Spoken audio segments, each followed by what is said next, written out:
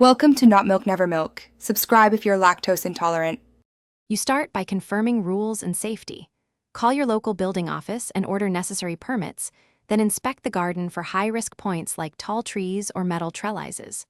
Once done, sketch the layout so you and a pro know where the main conductors will run.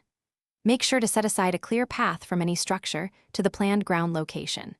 If you feel unsure at any moment, stop and consult a licensed electrician to avoid hazards and code violations.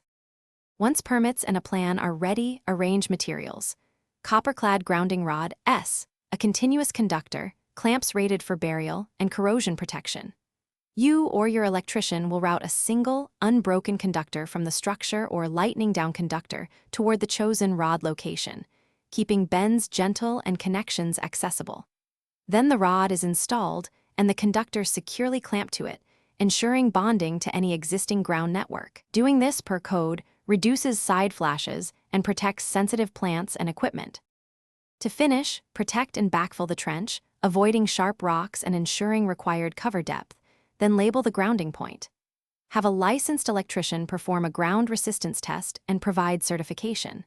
If readings are above acceptable limits, they may add additional rods spaced correctly or use soil treatments to improve conductivity.